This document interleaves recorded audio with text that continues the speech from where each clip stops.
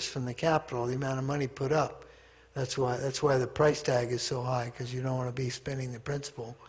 But if many more people made cryonics arrangements, then there could be economies of scale. There wouldn't be so much per patient. I mean, McDonald's can't charge $1 million to create a McDonald's outlet and charge the first person who buys a hamburger the whole overhead. Economies of scale make a difference. Anyway, as far as the expenses are concerned, most people fund their cryonics arrangements with life insurance policies. They name the cryonics organization as the beneficiary of the policy. So some people think cryonics is just a money-making racket. Well, I have seen some people, some money-hungry people who are trying to exploit people with cryonics come into the community, but they don't seem to last. They're certainly not welcomed by all those of us who are already in the industry, and we drive them out when we can.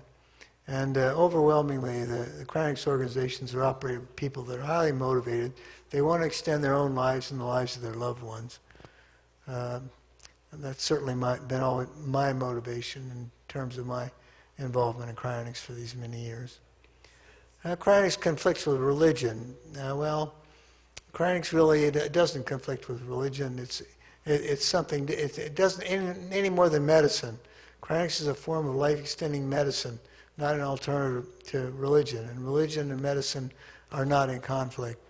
Cryonics can only extend life if anti-aging and disease-eliminating therapies are available. Even these therapies can't guarantee immortality. Death by accident or murder is inevitable given enough time. That's my belief. Everybody doesn't believe that, but I think other people are naive to think they can achieve immortality. But even so, cryonics alone couldn't do the trick. There's got to be a lot more. There's got to be some way of avoiding murder and accidents and living youthfully forever. So that's there's my presentation has two parts. It has this part about cryonics and has a part about biotechnology. And so I suggest we take a 5-minute break, stretch break, and Neil will preside over that. You know, Ben, before we switch, there may be some questions on what you... Okay, if anybody has questions about the cryonics part, you can ask them. Ben, I have a question. Do you know if any of Dr. Bedford's children went into being cryonically? None of them did, no. No.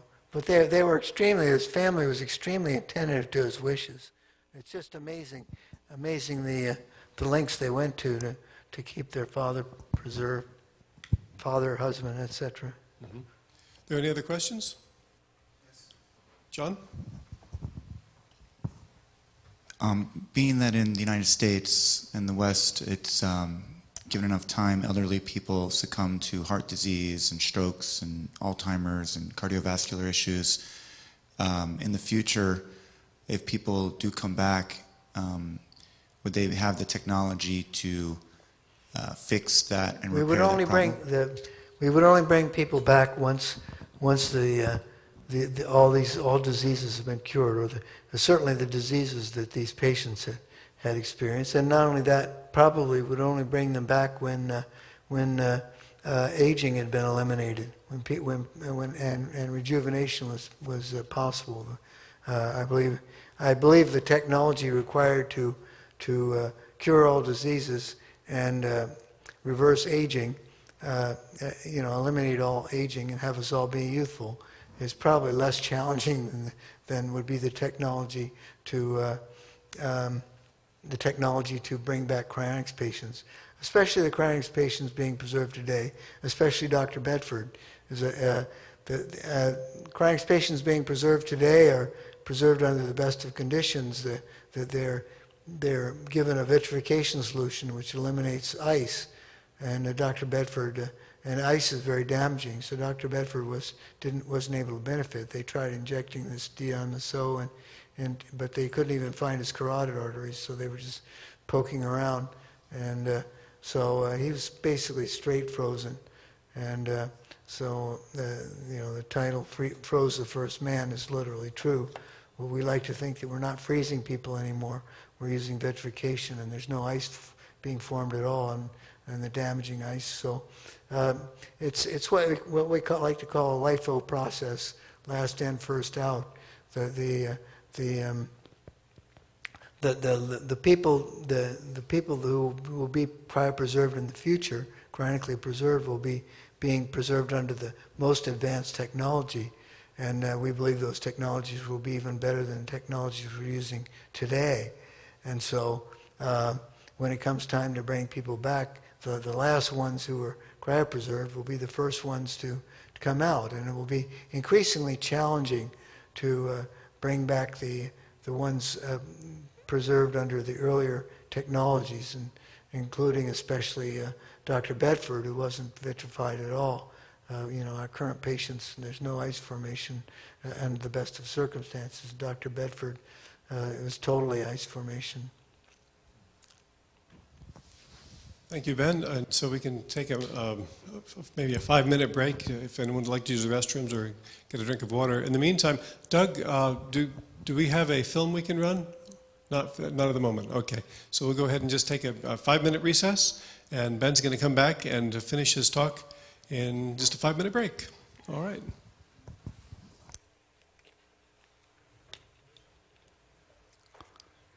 Ben, this is a copy of the Time of the Life magazine. Wow. It's a shame that didn't get. You can have it if you want. That'd be great. I'll add it to our. Yeah. I wonder if we can get an actual copy of the actual Life magazines on the archives. Do you know if they're available? I haven't looked. You can try looking. You're live, by the way, so if you want to mute it.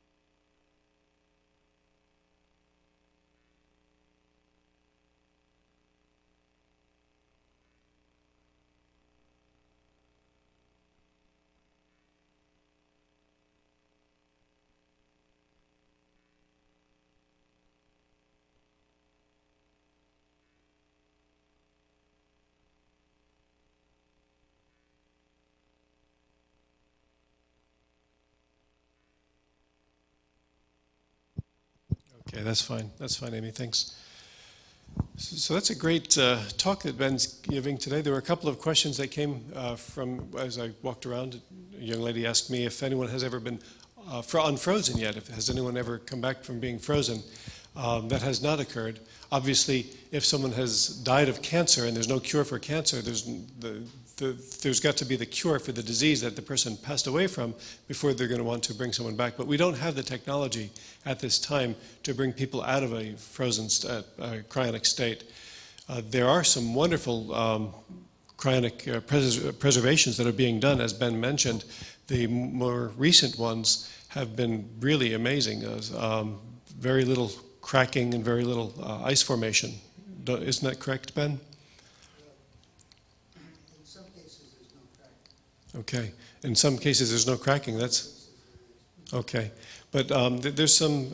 I think we're going to see some great leaps in technology on cryonics. So the film. I don't know, Warren. How are we looking on that film?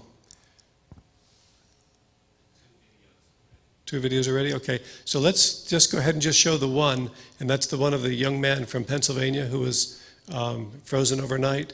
This is an amazing video. You're going to be surprised by this. This is quite something. Okay, let's give it our best shot, folks.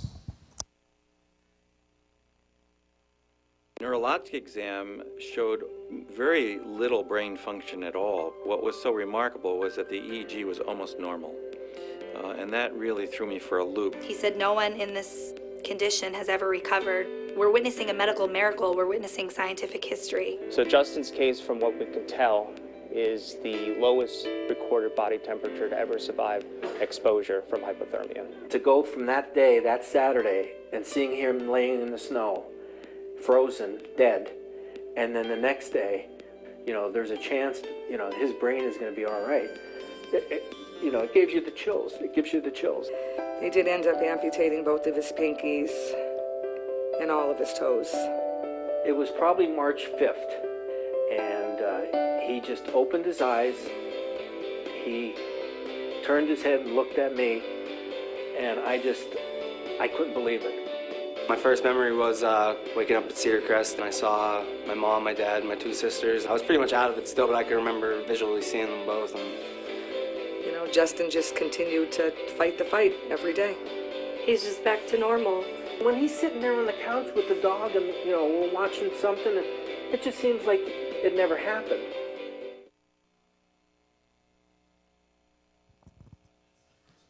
Incredible story this evening of a man brought back to life and the show of gratitude that played out earlier today. About 1 year ago, this man from Schuylkill County never made it home while walking in frigid temperatures. When he was found the next morning, medical personnel thought he was dead. But he was rushed to the hospital and was later revived, and today he thanked everyone who saved his life. Newswatch 16's Amanda Kelly has our story from the newsroom. Amanda.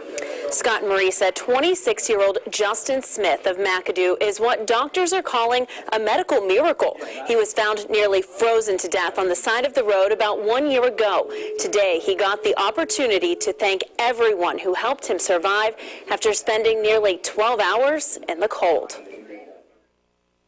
I got done with work that day, and we were going to a fire hall to hang out, have a couple of drinks with people, and I wanted to go home around 10 o'clock. On a cold night last February, Justin Smith walked out of the Tresco Fire Hall, but never made it home. His father, Don, found him the next day on the side of Tresco Road. And I looked over, and there was Justin laying there.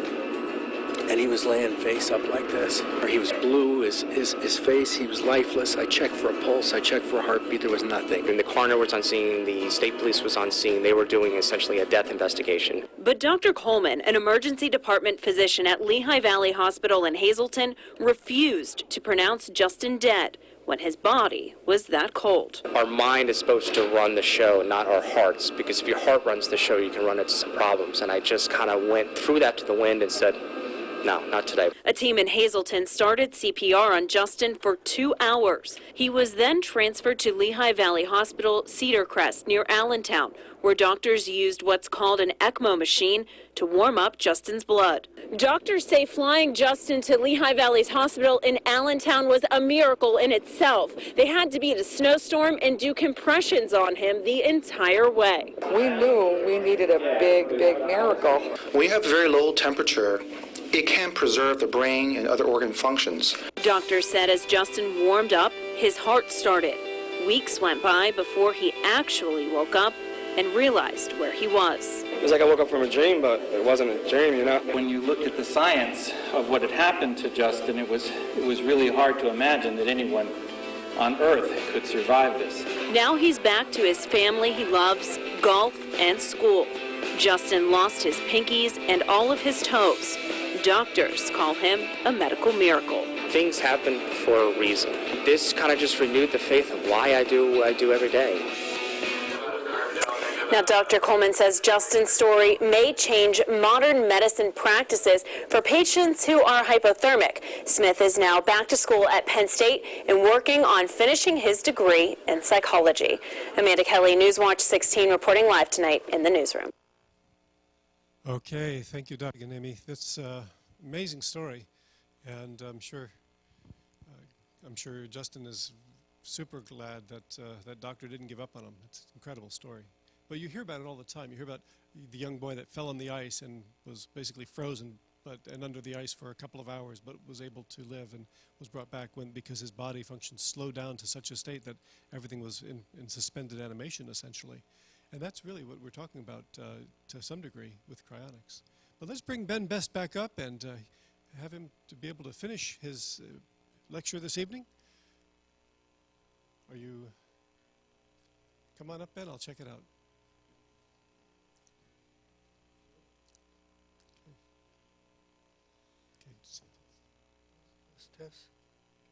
Bedford. Okay.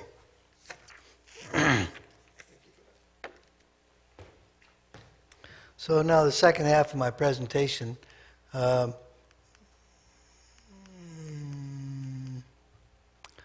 Okay, so it's about biotechnology controversies. So there's some controversies I mentioned in connection with cryonics, but the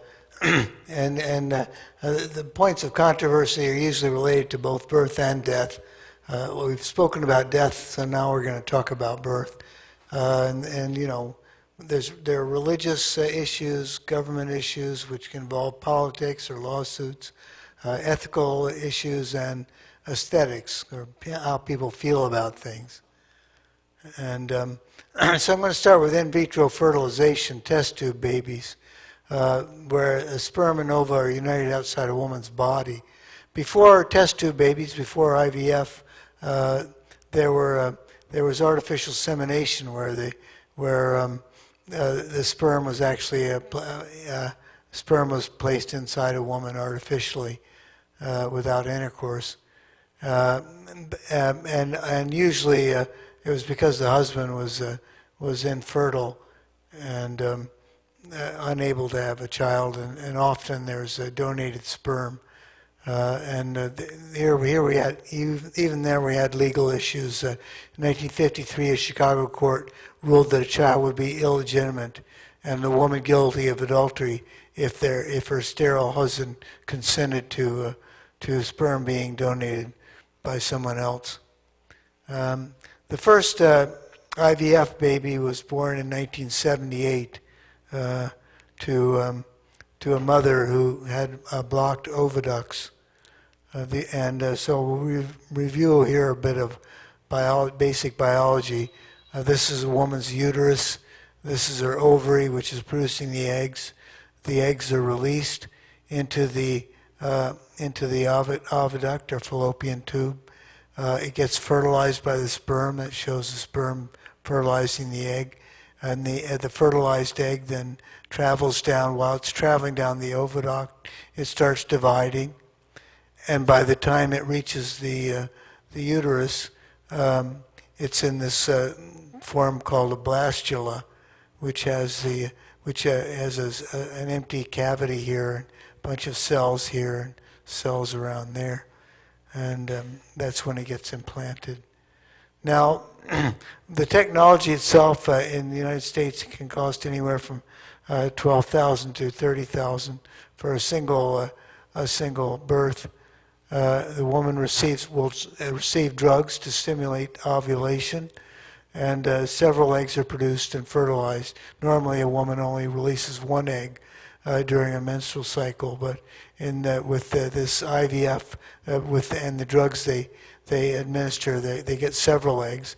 They try to fertilize all the eggs, and then the eggs that they don't needed are frozen. As many as a million extra embryos, maybe by now, at least a million of these extra embryos from IVF are still in liquid nitrogen. On average, it takes about 2 cycles of implantation to get one live birth. So instead of going through the expensive part of the procedure and giving the drugs over, it's good to have these extra embryos because they're so frequently needed. And more than 5 million babies have been born by this procedure to date. So controversies about in vitro fertilization, IVF. The Roman Catholic Church, and among other religious groups, are totally opposed to IVF. There are laws. Turkey, China, and Indonesia will only allow IVF for married couples, whereas Spain, Sweden, and the USA will allow IVF for gays and single people. There are lawsuits. Often a couple will create an embryo with IVF, and then the embryos will be frozen, and then because they're separated, one couple will want to go ahead and have the child, and the other member of the couple will say, no, I don't want to. I don't want to have the child. I don't, and they'll also dispute who owns the embryo. You know, it's yours. No, it's mine. So there can be some. There are a lot of lawsuits. Often it's a woman who wins these cases. Oftentimes these embryos are created because a woman has gone through chemotherapy and is no longer fertile, and this is her only chance to have the baby. Anyway, ethicist Arthur Kaplan is famous, one of the most famous ethicists. He commenting on these lawsuits, he doesn't think anybody should be forced to be a parent. So he does not sympathizing with these women who've gone through chemotherapy and can't have children anymore. So more controversies. It's possible by using IVF, because you've got the embryo outside of a uterus, outside of the body, you can examine the embryo quite carefully, and you can look for genetic diseases such as cystic fibrosis, sickle cell disease, Huntington's disease, and make sure that the embryo you're using doesn't have any of these diseases. So that's what PDG is good for. And it also can be used for immune matching in case some people actually are having another child and they want it to be immune matched with the child they already have, so that the sibling can be used to donate cord blood and stem cells or something. And also can be used for sex selection. Some people prefer males, some people prefer females. Usually there's a preference for males, especially in India and China. It's a big issue there. Many abortions of female babies, and they have male babies. But anyway, sex selection, using PDG for sex selection is illegal in a number of countries. Australia, Canada, UK, Germany, and many others. But it's PDG for any purpose is illegal in Austria and Ireland and some other countries. It's not illegal in the United States anyway. But it also creates the possibility of genetic engineering and having designer babies, which is worrying to some people, because you could actually take the embryo and change it genetically. So there's also, surrogacy. Where are you going to, once you've got this embryo outside of the body, where are you going to have it develop into a fetus and a baby? And so that's where surrogacy comes in. So the embryo would be implanted in the uterus of a surrogate mother. Now this surrogacy can be either voluntary, some relative or somebody may just volunteer to do it out of friendship for the couple, or could be commercial. And but many countries, France, Finland, Italy, and states, the United States, because it's all on a statewide basis in the United States, will make both of these forms of surrogacy illegal, will not allow them. But there are countries and states that allow both forms. Greece, Russia, Ukraine, California, New Hampshire, both forms, both commercial and altruistic, are legal in these places. And New Zealand will only allow for altruistic surrogacy. And India was really the world leader because it wasn't very expensive. It was the world leader in surrogacy, commercial surrogacy, but until 2015, when it was declared illegal. Cloning. So the first mammalian clone was Dolly the sheep in 1996. It was used to, the purpose for creating Dolly the sheep was to make, they had a transgenic sheep, and making a transgenic sheep was not an inexpensive or troublesome process that was easy. It produced milk containing a protein needed by human babies. So having created one sheep of this, they wanted to clone it instead of, just make additional copies instead of having to go through the very difficult and expensive process of making another transgenic sheep. So in the cloning process, they took the nucleus of a breast tissue cell from the sheep they were trying to clone, and then they implanted that into the egg of a normal sheep, which had the nucleus removed. And the procedure, but they had to do this over 400 times before they got one sheep. So it wasn't easy, and it wasn't highly reliable. But anyway, they got one, and it was a big breakthrough because many scientists at the time believed cloning was impossible.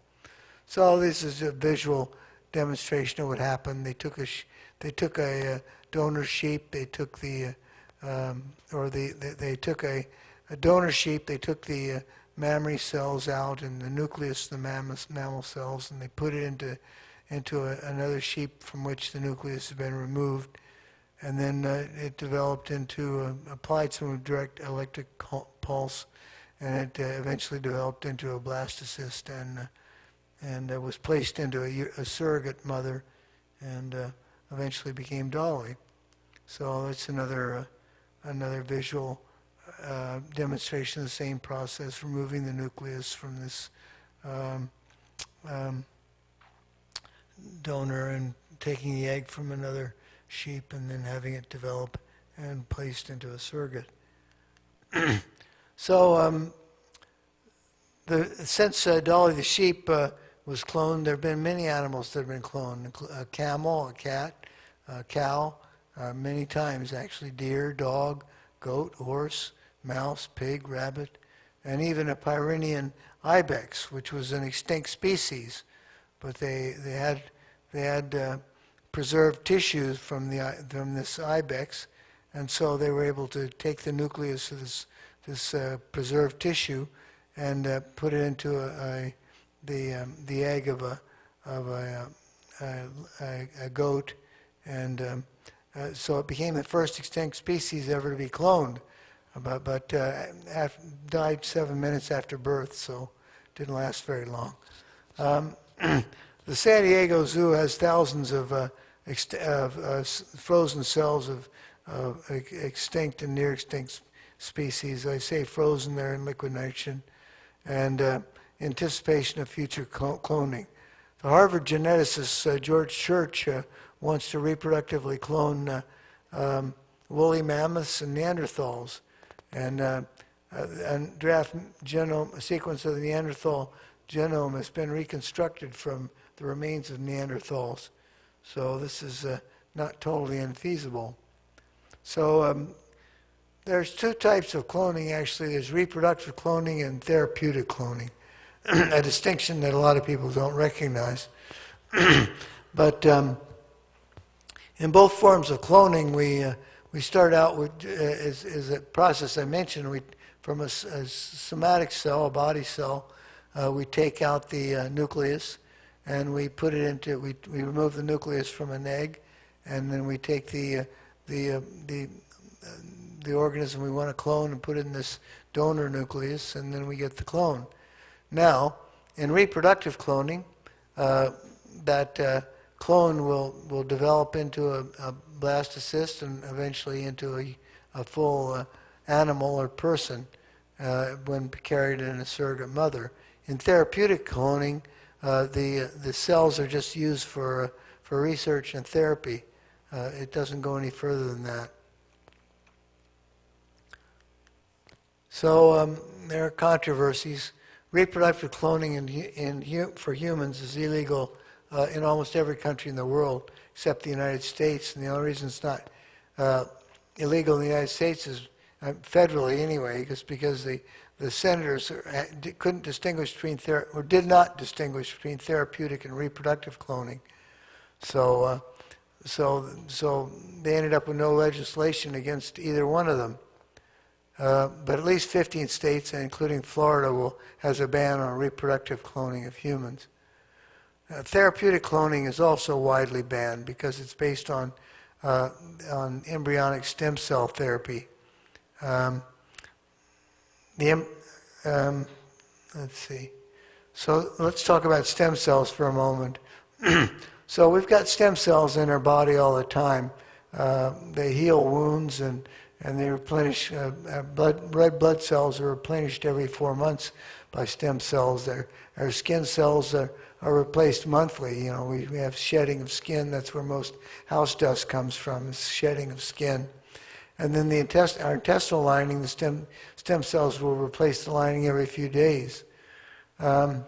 Somatic stem cells are particular to the tissue. We've got, you got some somatic stem cells for blood, and some for skin, some for the intestine, and they can only give rise to replenishing that tissue. We've got stem cells in the liver, stem cells in the brain. Now, embryonic stem cells are pluripotent. They can give rise to stem cells of any tissue and have the potential for regenerative medicine.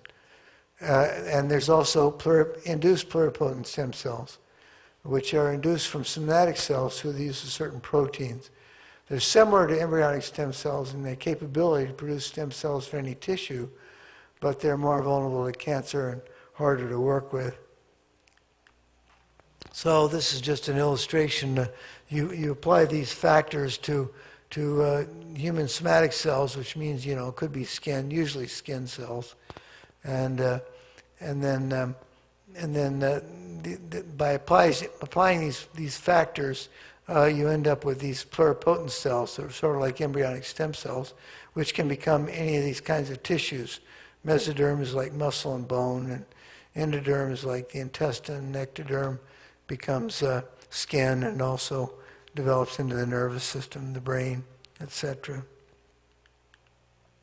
So let's go back to this picture again. I showed this.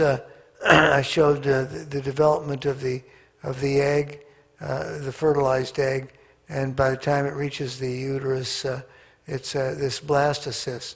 And taking a closer look at the blastocyst, being ready to be implanted in the uterus, what was of special note is this inner cell mass here, because these are the cells that can develop, that can differentiate into any cell in the body. And so embryonic stem cells are removed from this blastocyst and cultured in tissue and used to develop these embryonic stem cells, which can theoretically develop into any tissue in the body. And we could use these to recreate organs and tissues. And, like if you need a new kidney, we could use these to develop a new kidney. So that's the potential to use these cells to also, but most organ and tissue transplants fail because of immune system rejections. People get heart transplants and kidney transplants, and then they have to take all these immune suppressant drugs for the rest of their life if they want to be on these transplanted organs, because your tissues are not the same as other people's tissues. But if you're using your own tissues, if you're using embryonic or induced pluripotent stem cells that come from your own tissues, then you could recreate any organ or tissue, and there wouldn't be an immune reaction, and you could cure diabetes, Alzheimer's disease, lots of diseases, and even create whole organs for replacement and not have to deal with these immune suppressants or immune rejection.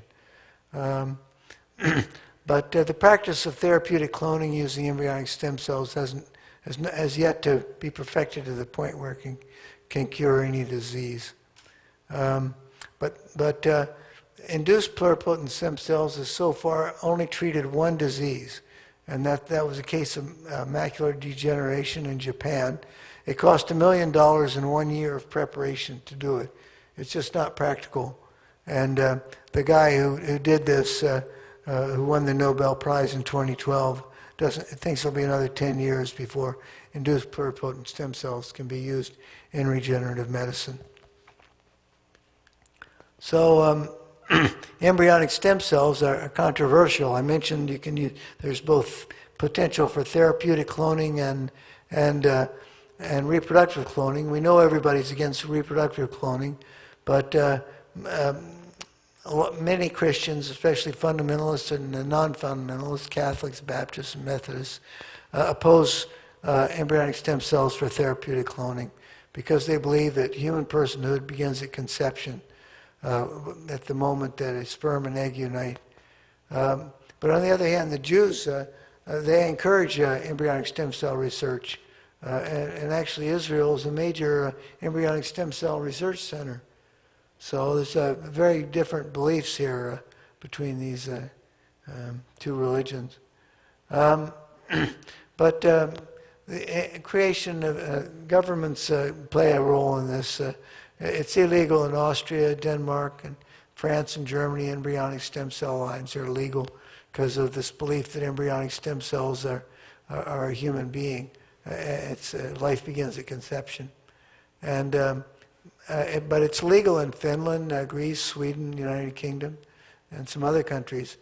In the United States, in 2001, George Bush tried to compromise, only permitting federal funding for embryonic cell lines that already existed, not new ones.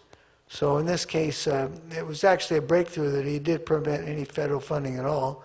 But he's saying that since these cell lines have all been created, there's nothing you can do about it. They already exist, so you might as well use them.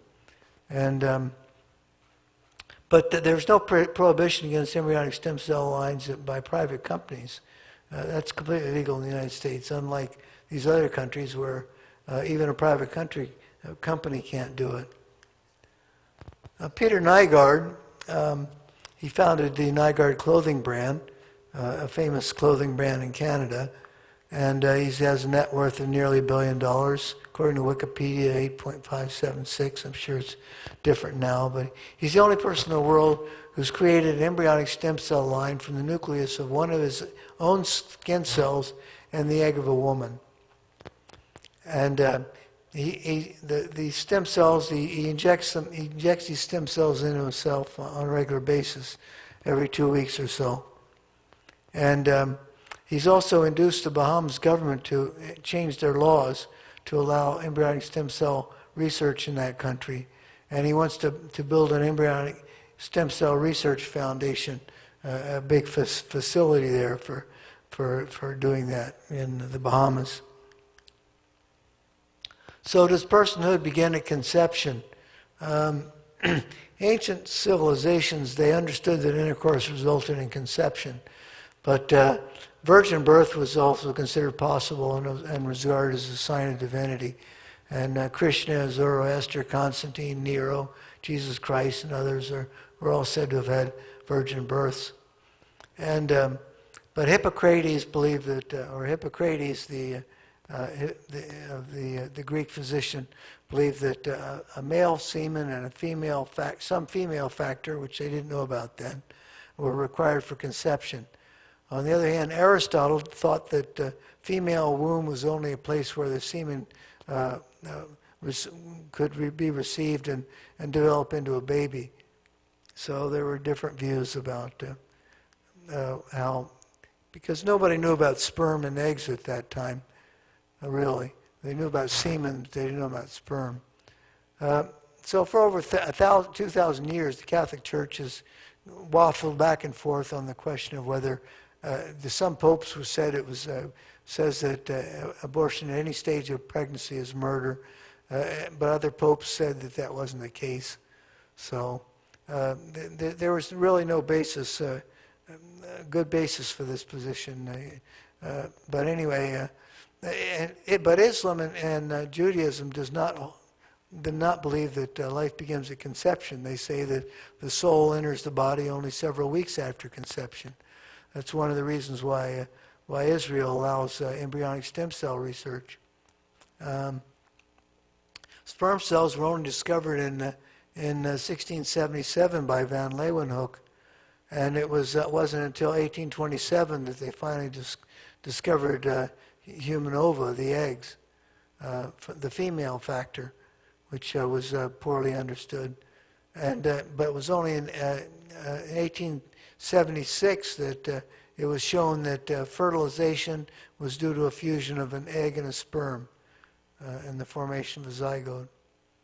But if life begins at conception, when a sperm and egg unite, there's still the question of the fact that a fertilized egg can result in twins up to 14 days after conception. So how does this happen? If personhood begins at conception, you can't say that there's a single person if you can get twins up to 14 days. So that question hasn't been answered. In the United States, we have federal U.S. law, Roe versus Wade decision of 1973. It made it unconstitutional for any state to prohibit abortion during the first 3 months of pregnancy. But in making this decision, the Supreme Court denied that they were taking a position on the question of whether life begins at conception.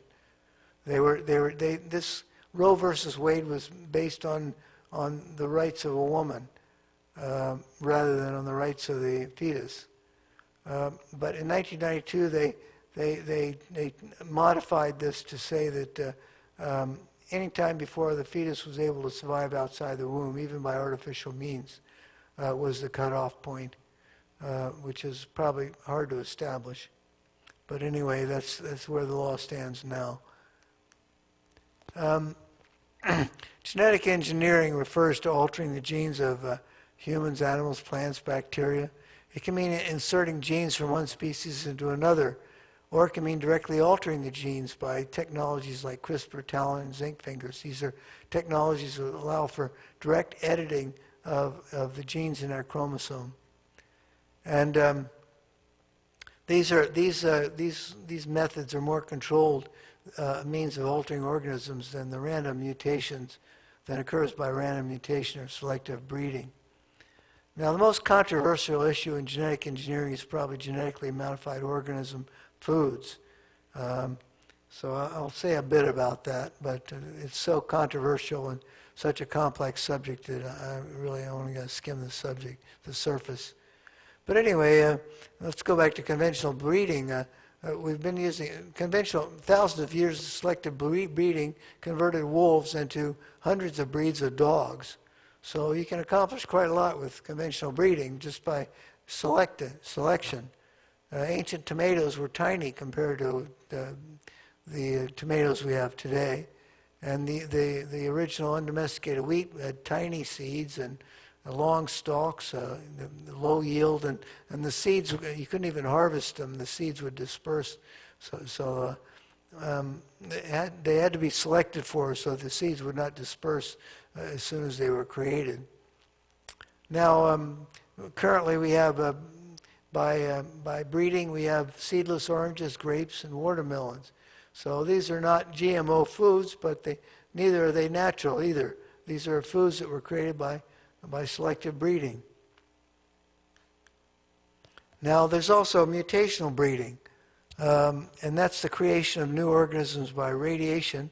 You subject the organism you subject the seeds and so forth to radiation or alkylating agents, the same alkylating agents used in cancer chemotherapy to damage the DNA of cancer cells. And this mutational breeding has been used to create hundreds of staple foods, including sweeter, more colorful fruits, disease-resistant crops, etc., etc. And actually, the ruby red grapefruit was produced by exposing grapefruit buds to thermal neutron radiation. Now, none of these foods are considered GMOs because they can actually be grown organically and labeled as organic foods. But it's certainly not a natural process. It's just a different way of manipulating things than genetic modification means taking the genes from one species and putting a GMO is where you've taken a gene from one species and put it in another species, or you've actually directly done gene editing on the genes of that species. So we've got glowfish. They're aquarium pets that glow. They glow when you shine a light on them, and that's because the genes were taken from jellyfish and put in these zebrafish. And nearly all the insulin that is used by diabetics currently comes from GMO bacteria. The bacteria were genetically engineered to get the human gene that produces insulin was put in these bacteria. And before the GMO bacteria, the insulin that diabetics had to use came from pigs and other animals, which was only similar to, was not identical to human insulin, and it was less pure.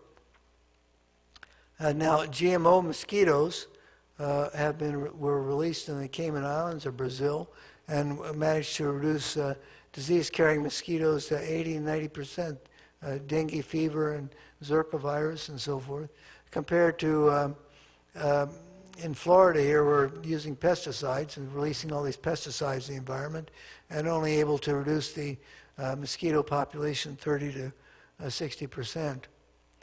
And also laboratory animals have been transformed into objects of biomedical research, having mice that have Alzheimer's disease, diabetes, atherosclerosis, and other disease conditions that they can actually test for, various forms of cancer, and they can try out the various therapies before using them on humans. And and also you can just learn even how genes operate just by studying their manifestation in these artificially created animals, transgenic animals. So golden rice was a GMO that produces a pro-vitamin A, and if distributed in the Orient where people live on rice and don't get enough vitamin A, the millions of children die through inadequate vitamin A, and they become blind. And this golden rice could actually, GMO could actually save millions of lives. And also transgenic cows have been created that contain human milk-producing genes that could save hundreds of thousands of children from dying of diarrhea. This human milk contains thousands of times more this antibacterial lysozyme enzyme than milk from cows or goats and so forth. So these transgenic goats can produce these, but both of these therapies are life-saving food products have been blocked by anti-GMO activists. Gene therapy is modification of genes by delivering engineered genes to cells, usually using a safe virus. Gene therapy is especially sought to treat single gene disease mutations such as cystic fibrosis, multiple dystrophy, sickle cell anemia. And actually, the first successful case of gene therapy saving a life occurred in June 2010. A London baby dying of cancer was the first person to be cured by gene therapy. Genetically engineered white cells were placed into her body and saved her life. Since then, another example, and there have been other examples, but at least 20 children born with an immune deficiency disease, this ADA-SCID, these are bubble babies. They have no functioning immune system. They've been cured by gene therapy just by replacing the gene that caused them to have a defective immune system. And just last year, the gene therapy treatment was approved in Europe. So it was the first gene therapy treatment approved by governments. But there's controversy. You could also, theoretically, you could do gene therapy on the germline rather than on adults or children. You could actually do it to the sperm or egg cells even before conception, and with genetic diseases before a child is conceived. But germline gene therapy is illegal in Australia, Canada, Germany, Israel, Switzerland, other countries. But there's no legislation against germline gene therapy in the United States, other than the usual FDA requirement that all therapies be reviewed by the FDA guidelines. Gene therapy could actually be not just to cure diseases, well, actually to eliminate that. You could use this CCR5 gene, which allows a person to be totally immune to HIV virus, and you could use gene. You could use gene therapy to place this gene into people, and make them totally invulnerable to HIV virus or AIDS. Or you could use genes found in centenarians that allow them to live so long, live long and healthy lives.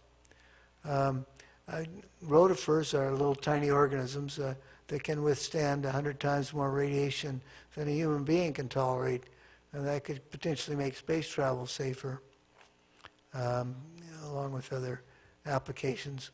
And but there's concern genes could be modified to make larger muscles, breasts, penises, or eliminate baldness, positive or negative. Anyway, there's concerns. Ethicists have concerns. Animals, chimeric organisms are animals with mixed appearance. They can be made by transplanting embryonic stem cells from one organism to another. Like black and white chimeric mice have been made from black and white breeds, and the chimeric mice are both black and have stripes of black and white on them, sort of like zebras, although it's not that regular. But mice have been given human brain cells and shown to have improved memory. So this is an example of a chimeric organism.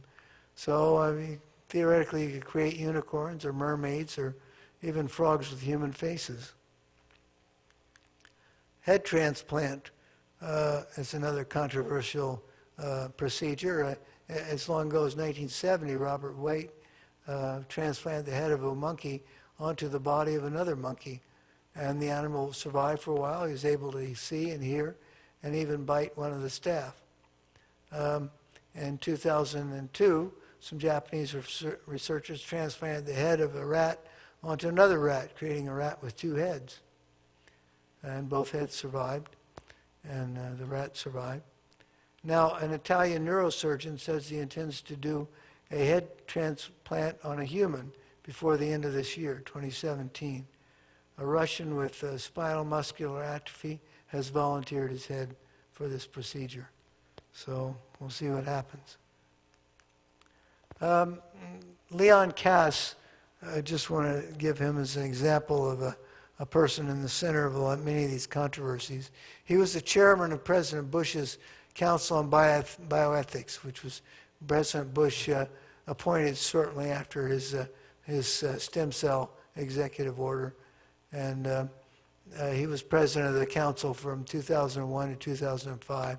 He's an opponent of stem cell research, and he's also opposed to life extension. He actually equates life extension with the quest for immortality, which he opposes. He believes that death gives meaning to life. He wrote that revulsion is a gut-level ethical guide, warning us against cannibalism and incest. And apparently all the gut-level revulsions that he experiences to stem cells and life extension as well. So revulsion is the key to moral judgment in his opinion. But different people have different revulsions. You know, some people feel revulsion about interracial marriage or homosexuality. I feel revulsion about death and the debilities of old age. Some people are revulsed by bloody surgery, but certainly it would be a very poor judgment to follow that revulsion and not do many life-saving surgical procedures. So this completes my presentation on biotechnology controversies. Are there any questions? Any questions for Ben? All right. John?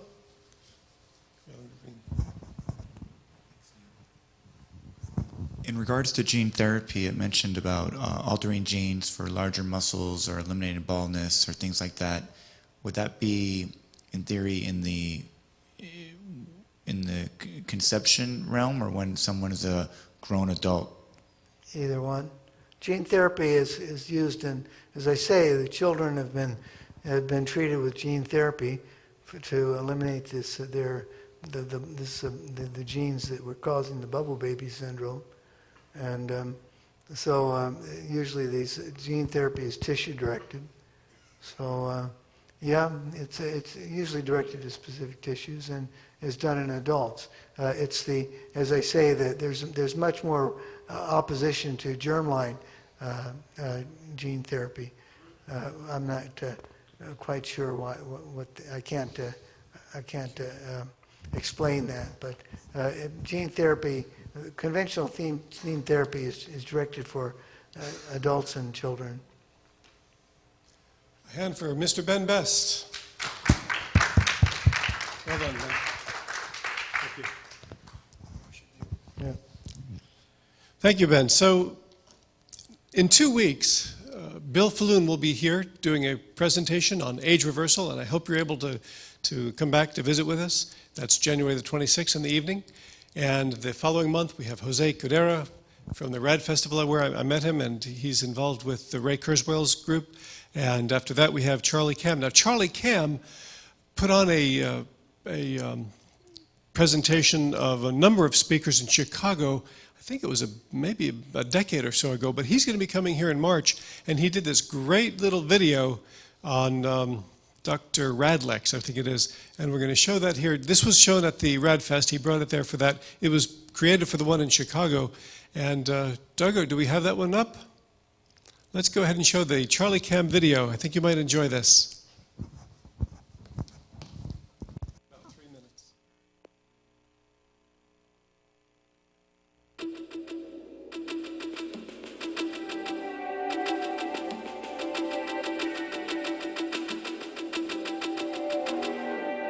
Doesn't matter how old we might be now, pretty soon we'll all know exactly how to slow down the damage that is bringing us down and speed up the process that'll keep us around. Gene therapy is now coming out strong. Nanobots in our blood, it won't be long. Replacing our organs just like parts on cars. Living past the century will soon be ours. Radical life extension. Radical life extension. Eternal health is our intention. With radical life extension, living on and on and on and on and on, living on and on and on and on, living on and on and on and on and on. Aging is a symptom of us being alive. Doesn't mean we can't alter the way that we thrive. But if there's no cure and you're about to die, cryostasis is a chance to give you more time. Even if you're doubting it, still give it a try. I guarantee there's no chance being buried or fried. In the future, nanobots will get deep inside, repairing everything until you're back alive. Radical life extension. Radical life extension. Eternal health is our intention.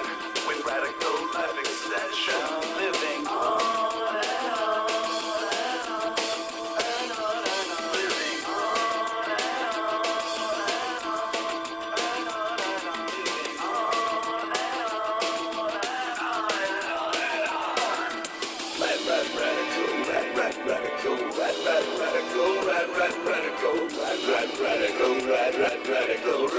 radical, radical, radical, radical, radical life extension. Eternal health is our intention. With radical life extension, living on and on and on and on and on, living on and on and on and on and on, living on and on, radical, living on living radical life extension. Radical life extension. Eternal health is our intention. With radical life extension.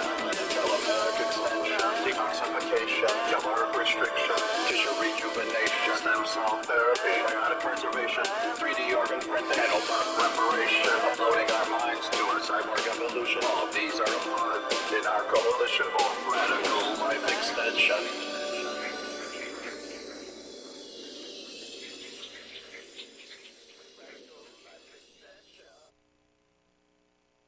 Guy, we're looking forward to having him here in March.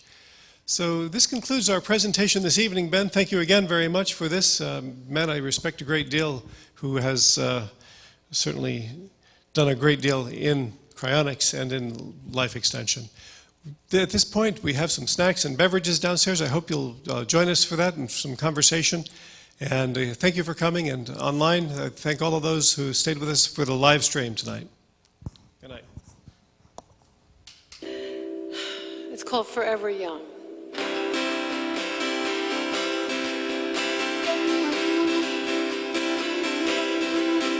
May the good Lord be with you down every road you roll.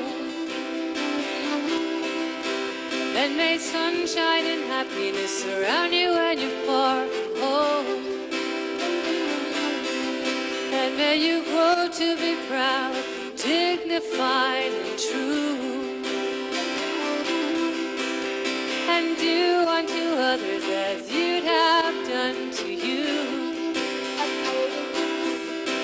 Be courageous and be brave, and in my heart you'll always stay. Forever young, forever young, forever young, forever young. May good fortune be with you, may your guiding light be strong. Build a stairway to heaven with a prince or a vagabond. And may you never love in vain, and in my heart you will remain.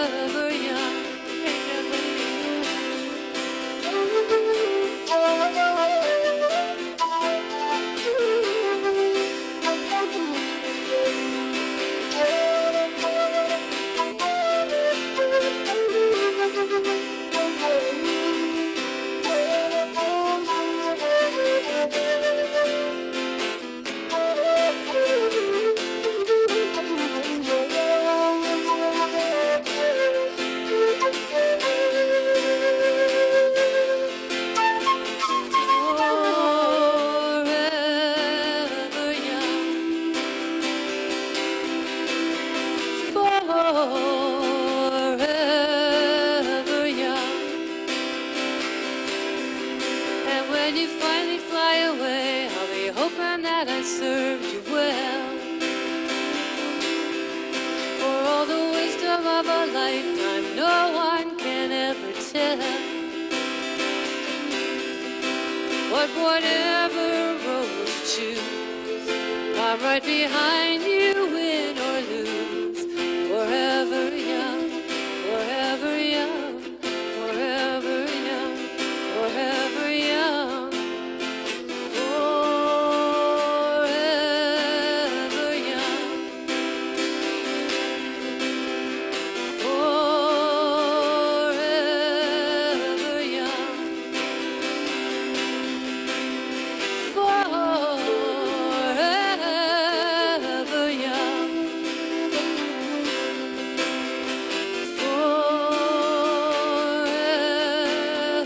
forever young.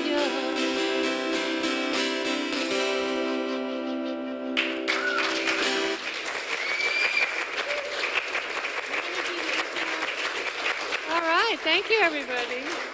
Woohoo! That's our theme song here at Church of Perpetual Life. Yay! Let me hear an amen.